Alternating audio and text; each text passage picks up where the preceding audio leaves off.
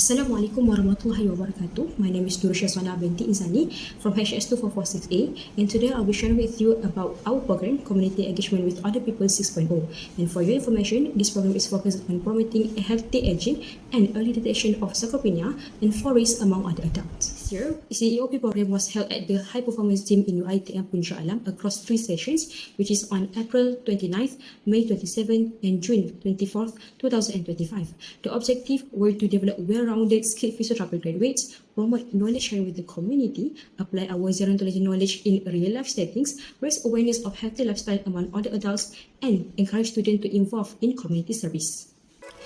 Okay, so for now, I would like to talk about activities in our program. For CEOP 6.0, there were a lot of activity that has been done, but there are 4 key or highlighted activities that we designed to promote engagement, education, and early detections for sarcopenia among other adults.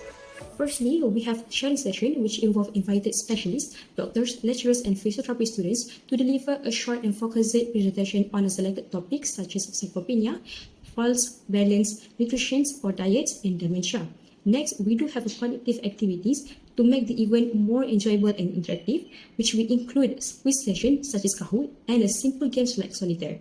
These activities were not only fun but also serve to stimulate cognitive function and encourage social participation among other adults. Thirdly, we do have a physical exercises, which resistance exercise by using a different kind of TheraBand, and then aerobic exercise, and also we do have a balance exercise during the third session. Lastly, the most important or the highlight of our program is health screening and the assessment. So we conducted a basic health check such as Q+, blood pressure, blood glucose, and BMI. In addition to that, we carry out 3 main assessments, which are sarcopenia screening, intrinsic capacity evaluation, and forest assessment. This is the list of all tests that we did for these 3 assessments, which is the sarcopenia screening, intrinsic capacity evaluation, and forest assessment. And for this video, I will focus more on SARC-F for sarcopenia screening and forest assessment, which is the TUG or time up and go. For your information, for CEOP 6.0, we have highlighted one issue, which was sarcopenia. So, what is sarcopenia? Sarcopenia is a musculoskeletal disease in which muscle mass and strength are significantly compromised with age. Sarcopenia most commonly affects elderly, sedentary population, and patients who have comorbidities that affect the musculoskeletal system or impair physical activity. Globally, sarcopenia affects about 10% to 60% of older adults, leading to higher risk of fall, decreased mobility, and loss of independence. And in this study, we aim to explore the association between possible sarcopenia and forest using 2 simple validated tools, which are SARC-F and the Type Up and Go test. So SARC-F is actually a screening tool. It is a quick, easy to use method to identify patients at risk for sarcopenia. The 5-question survey focuses on evaluating the strength, the assistance in walking, rise from a chair, climb stairs, and falls. The score range from 0 to 10 with 0 to 2 points for each component. And the score that equal to or greater than 4 is a significant indicator of sarcopenia. Now, TUG or Time Up and Go is a simple screening test that is a sensitive and specific measure of probability for falls among older adults. The purpose of this test is to assess gait and dynamic balance, and for this test, we only need stopwatch, standard armchair, and queen. Okay. Now, for the procedure, the patient will sit on the chair with his or her back against the chair back. And on the command go, the patient arises from the chair, walks 3 meters at a comfortable and safe pace, turns and walk back to the chair and sit down. Timing will begin at the instruction go and stop when the patient is seated. Alright, so for the cutoff for this test, an older adult who takes more than 12 seconds to complete the TUG is at risk for falling. Now, let's take a look at the demographic data of the participants that came in the series 1 with a total sample size 52 of other adults. Starting with the age distribution, the majority of participants were in the 60 to 69 years old category, followed by 19.2% were aged 70 to 79 years old, with a smaller group, 5.8% were in the 50 to 59 years old. And then in the term of gender, the majority were female, making up 61.5%, while 38.5% were male. And then the next chart is about blood pressure. So we observe that 61.5% of participants has stage 1 hypertension and 21.2% has stage 2 hypertension. Only 11.5% had normal blood pressure, while 5.8% were in the elevated category. This highlights the high prevalence of hypertension, which is a common chronic condition among adults. Now let's look at for the pie chart of the BMI or body mass index. So there are 36.5% of participants were classified as overweight, followed by 30.8% with a normal BMI. Okay, obesity class 1 accounted for 21.2% and obesity class 2 made up 7.7%. This figure suggests that over 2/3 of the participants were either overweight or obese, has a constant link to reduced mobility and higher risk of fall. Okay. Lastly, the pie chart for the blood glucose. So here we can observe that 53.8% were within a normal range, but 19.2% were identified as a pre-diabetic, and another 19.2% had unknown status, and a small percentage had either hypoglycemia, okay, with 5.8%, or mild hypoglycemia, 1.9%. Alright, now let's move on to the data analysis. Even though the number of participants for the first series were 52, but those that complete both TUG and SARC-F assessments were only 49 participants. Start with the SARC-F. I found that the mean score among the participants was 0.96 with the standard deviations of 1.306. This low average indicates that overall participants reported minimal difficulties in areas like strength, walking, and getting out of the chair. And interestingly, 91.8% of the participants, or 45 of the participants, were categorized as no sarcopenia. Okay, and while only 4 or 8.2% of the participants were flagged as having possible sarcopenia. Alright, next, looking at the time up and go test, which measured the balance and mobility, the average completion time was 9.31 seconds with the standard deviations of 2.172. This value is within the normal range for all the adults and indicates that most of our participants had a good functional mobility. Correspondingly, 93.9% were not at risk of falling, while only 6.1% were identified as at risk of fall.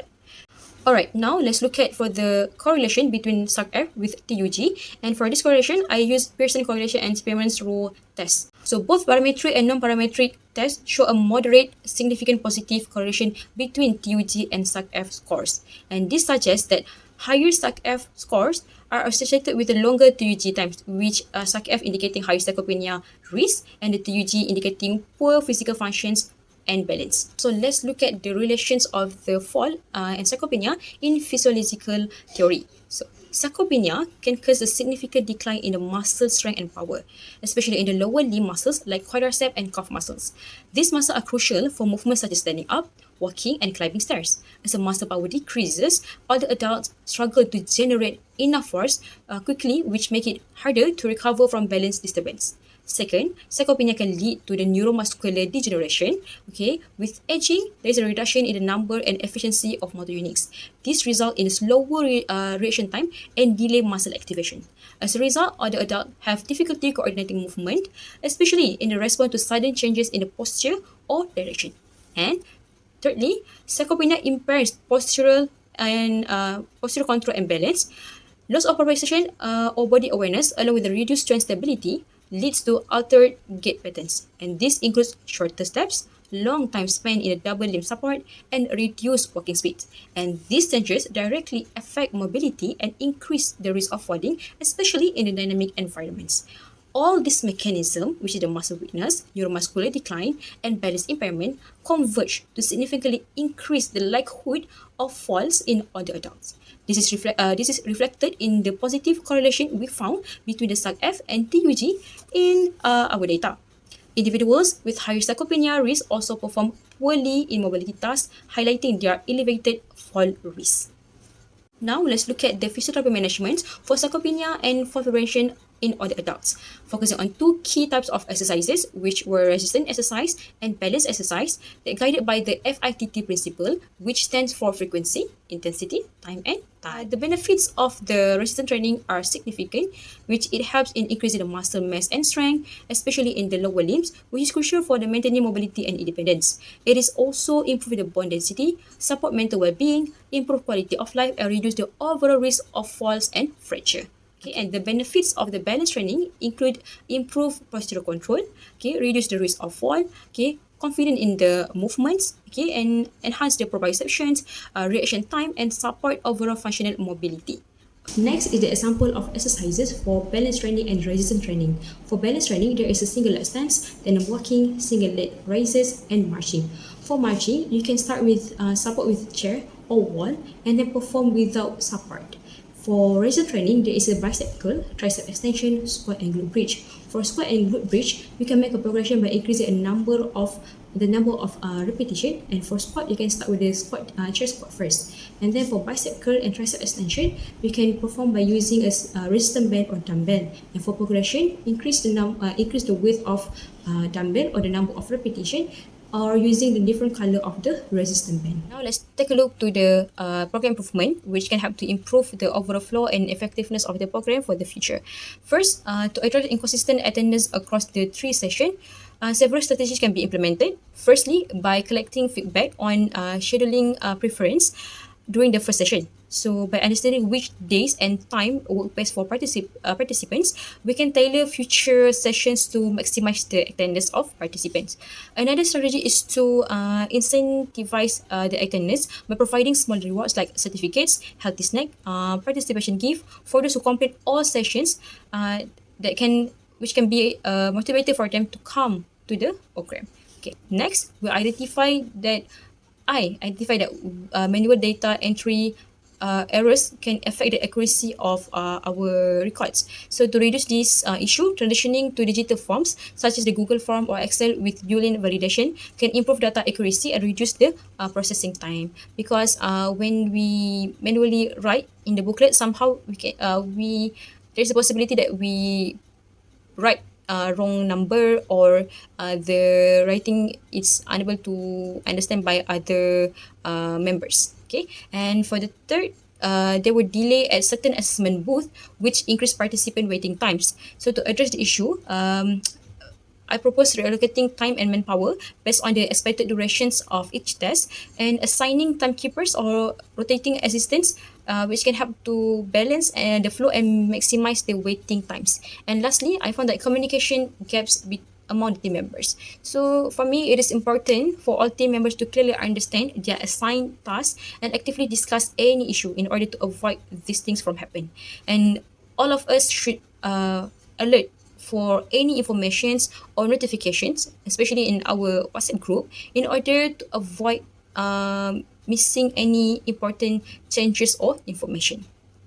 Okay, so from a CEOP program, I have learned a lot of things. Okay, since I have 2 roles during this program, which is for the first and the second series, I was the MC of the program, and for the third series, I was the PIC for the TUG assessment booth. And honestly, being a PIC during this program taught me a lot more than I expected. I got a chance to do real assessment with the other adults, and it's very different from working with the classmate or doing the assessment on our classmate. I had to adjust how I spoke and how I explain things depending on each participant's understanding, comfort level, and pace. And it really pushed me to be more empathetic, and it improved the way I communicate and think clinically in a real setting. And I also learned how to work better in a team, especially when handling unexpected issues on the spot. And I feel like it helped me grow as a more patient, confident, and adaptable physiotherapy student. And as MC, that was another fun and challenging part. I learned how to keep the energy going, manage time, and make sure the whole program runs smoothly from the start to finish. And of course, there were moments when things didn't go exactly as a plan, but I had to stay calm and keep the flow going, and I'm proud of that. Okay, and it really improved my leadership and public speaking skills. And I actually enjoy engaging with the audience and seeing everyone involved. It was a good reminder that physiotherapy isn't just about physical treatment, but communication and presence really matter too. In conclusion, the CEOP 6.0 2025 has been finished successfully with a meaningful findings and outcomes. And as you can see here, the key findings of our program was so great, which there were 91.8% of participants show no sign of sarcopenia, 93.9% were not at risk of fall based on the TUG test. So we can say the majority of our participant has a good muscle functions and mobility and very independent in the daily activities. And from here also we can see that there is a moderate significant correlation between the SARC-F and TUG scores. Okay, so this program was highly relevant for both participants and also students, which for the participants, okay, this program serves as a platform for early detection, health education and promote active aging. And for us as students, this program provide real world clinical experience, enhance our practical and communication skills, and then develop our empathy and professionalism, okay, in dealing with other adults. And for me, COP 6.0 was a successful initiative.